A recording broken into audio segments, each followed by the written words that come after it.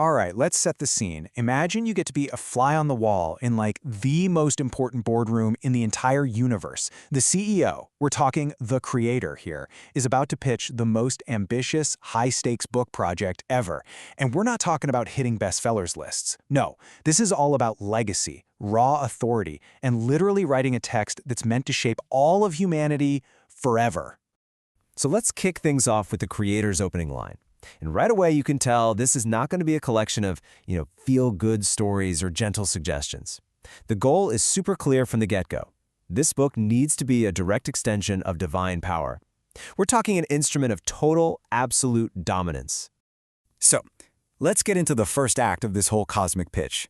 The creator is laying out the core value of this project for his LO team. That's the board of directors. And believe me, it is a total game changer. Now, the book's function is so key here. It's not just a guide you flip through. Nope, it's being pitched as a brand new, totally dependable boss for all of creation. It's funny, one of the board members, Fire, even asks if the creator is trying to, and I'm quoting here, clone himself using scribbled messages. And the answer? A big, resounding yes. This book is literally designed to be a perfect, flawless stand-in for the creator. And the power it's supposed to have? Well, it's absolute. The pitch makes it crystal clear. This text would operate way, way above any human legal system.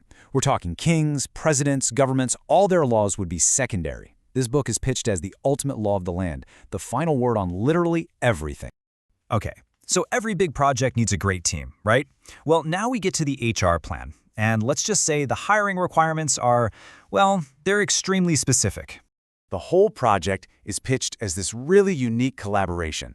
So what's the plan? Get a team of 40 different writers spread out over hundreds of years, all with one job: channel the creator's message perfectly. So, who gets to be on this dream team? There are two main qualifications. First, every single writer will be temporarily made perfect to make sure there are zero typos or errors. And second, they have to be impeccable men. No women allowed. Well, as you can imagine, the board immediately has questions. L. Rose, who's a really sharp member of the LO team, asks the obvious question. Hey, why are we benching half of our entire talent pool for the biggest project in history? And the creator's answer has two parts. First, there's a practical reason. Women are busy raising kids, But the second reason, that one goes way deeper. It's about an ancient grudge over that whole forbidden fruit incident. And that leads to this really stark conclusion. Women just can't be trusted with this job, ever again. Okay, so the writing team is sorted. The pitch now moves on to protecting the intellectual property. I mean, how do you protect the most important text in existence from being changed? Especially that all-important final chapter. You see, while the creator seems to think humanity will basically get the main idea of the first 65 books, that final book of prophecies is a whole different story. It's packed with mystical secrets, so it gets this unique, super powerful security feature, a direct, personal threat to anyone who even thinks about editing it. And the penalties for messing with it are severe and very specific.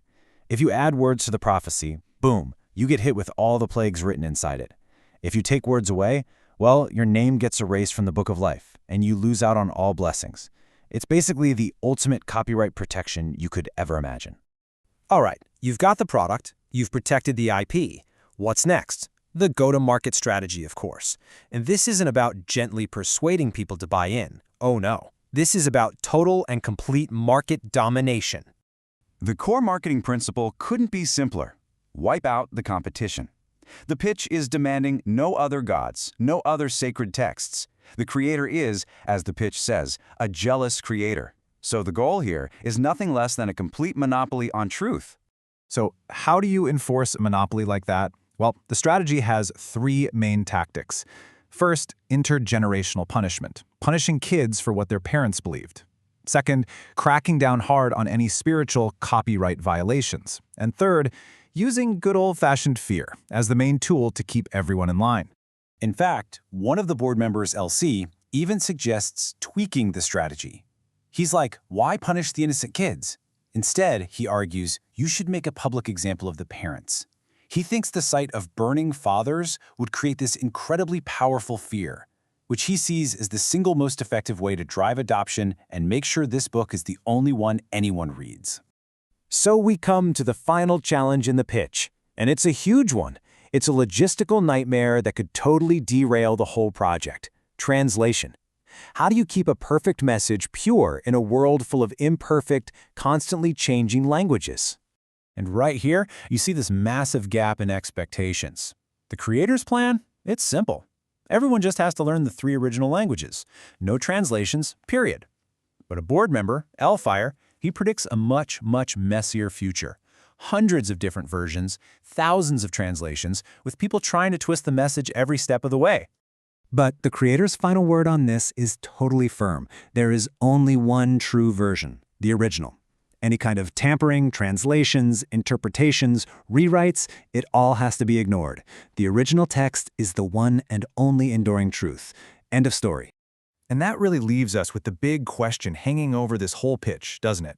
In our world with thousands of languages and constant change, is the very idea of a single, unchangeable, tamper-proof text even possible? That's a powerful idea to think about.